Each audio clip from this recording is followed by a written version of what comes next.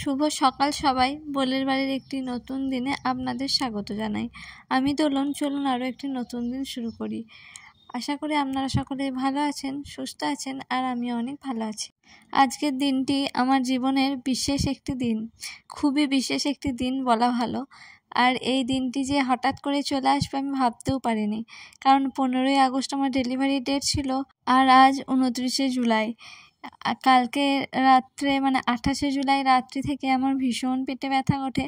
আর এদিকে আমি বোলের বাবুকে তখন 1টা-1:30টার দিকে ফোন করে বলি যে আমার ভীষণ পেট ব্যথা করছে, তুমি চলে এসো, আমি আর থাকতেও পারছি না, আমার ভীষণ কষ্ট হচ্ছে। তো ও 3টের মধ্যেই বেরিয়ে পড়েছিল কলকাতা থেকে, আর 7টা সাড়ে 7টার মধ্যে পৌঁছে গিয়েছে। তো এতক্ষণ যে এত ব্যথা করেছে আমিও অপেক্ষা করেছি যদি ব্যথাটা কমে যায়। তো কমেনি দেখে আমরা নার্সিংহোমে ভর্তি হই 8টার দিকে। তখন বোলপুরে অনন্যাতে আমি ভর্তি হয়েছিলাম। আগে থেকে আমাদের সমস্ত কিছু যোগাযোগ করা ছিল, কারণ আমার জেঠু ছিল সে মাঝখানে। তো জেঠুকে নিয়েই আমরা যাই অনন্যাতে আর ভর্তি হয়ে যাই। কিন্তু ডাক্তার যেহেতু একটা এমার্জেন্সি কেসে বেরিয়ে যাচ্ছিলেন, তো আমাকে একবার দেখে বললেন আজকেই সি সেকশন করতে হবে ভর্তি হয়ে যাওয়ার জন্য, আর আমার 3টের সময় সি সেকশন হবে। তো আমি এখন বসে আছি এখানে রেডি হয়ে, আমাকে নার্সরা এসে রেডি করে দিয়েছে। আর এদিকে এটাই আমার প্রথম ওটি, সেজন্য আমি ভীষণ একটা মানে ভয় মিশ্রিত আনন্দ কাজ করছে আমার মধ্যে। একেই তো আমার বেবিকে আনবো, সে একটা আনন্দ, আর যেহেতু প্রথম ওটি হবে সেজন্য একটা ভয়ও ভীষণ কাজ করছিল।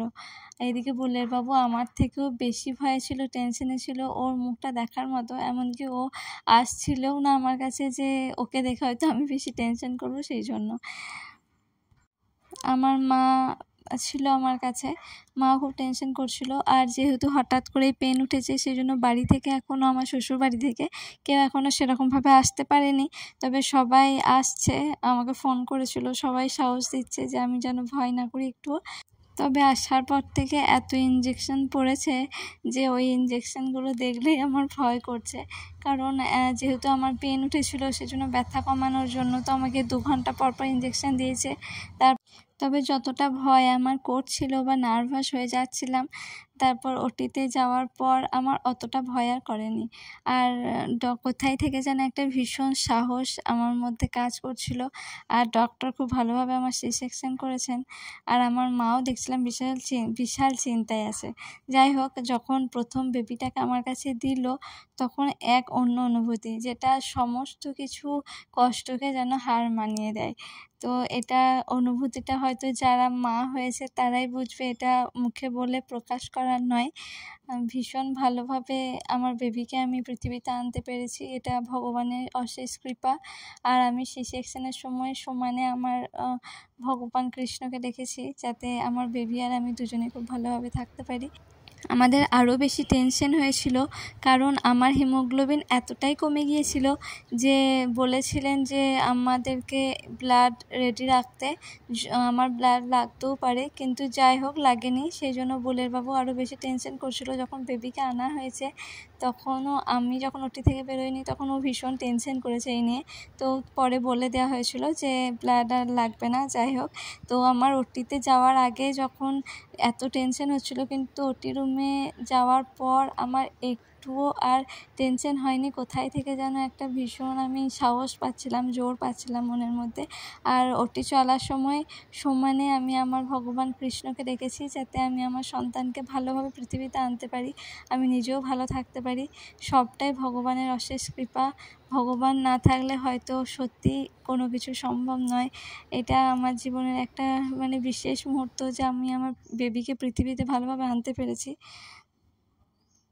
আজ সি সেকশনের পরের দিন সকালবেলা বোলের বাবু এখানেই ছিল, আর আমরা একটা আয়ামাসিও রেখেছিলাম, কারণ আমি বেবিকে ব্রেস্ট ফিড করানো ওগুলো হয়তো মা পারতো না ভালোভাবে সেই জন্য। তো সকাল থেকে বেবিকে নিয়ে ঘুরছিল।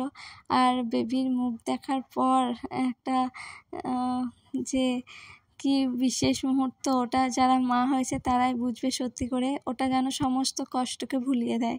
তো আমি হয়তো ওকে কোলে নিতে পারছিলাম না, কিন্তু সবাই কোলে নিয়ে আমার কাছে এসে দেখাচ্ছিল আমাকে। আর পরের দিন সকালবেলা, যেহেতু সি সেকশনে পরের দিন সকালবেলা নিজে নিজেই হাঁটতে হয়, একটু উঠতে হয় চেষ্টা করে, তো সেটার যে কী ভীষণ ব্যথা। কিন্তু এই বেবিকে দেখতে গিয়ে আর বেবির সাথে কথা বলা সব মানে ওসব দেখতে গিয়ে ওই কষ্টগুলো আর কিছুই মনে হচ্ছিল না। যাই হোক, এই এক মায়াময় মুখ, যেটা ভাষায় প্রকাশ করা যায় না। আর ভীষণ খুশি। আর আমি আমার পরিবারের সকলে এসেছিলো। আমি যখন ওটি থেকে বেরিয়ে দেখলাম যে ওরা সবাই এসেছে দেখতে, তো আমি ভীষণ খুশি হয়েছিলাম। আর সবাই বেবিরও কেয়ারের সাথে সাথে আমারও অনেক কেয়ার করছিল। আর আমি আপনাদের সকলের সাথে আমার ছোট্ট বেবি একটা ইন্ট্রোডিউস করিয়ে দিই। আমার বেবি যেহেতু শ্রাবণ মাসের 2য় সোমবারে হয়েছে, তাই আমার বেবির নাম রেখেছি আদিদেব। মহাদেবের নামে আমরা মনে করেছি যে এটা মহাদেবেরই আশীর্বাদ, যেহেতু সোমবারেই হয়েছে আর যেহেতু এটা শ্রাবণ মাস, সেই জন্য আমরা আদিদেব নাম রেখেছি, আদিদেব বলের। আর ডাক নাম রেখেছি ঈশান বলের। তো সকলে ওকে আশীর্বাদ করবেন, ও যেন মানুষের মতো মানুষ হতে পারে। চলুন তবে ভিডিওটা আমি এখানেই শেষ করে দিচ্ছি। দেখা হবে পরের ভিডিওতে। ততক্ষণ আপনারা ভালো থাকবেন, সুস্থ থাকবেন। বাই।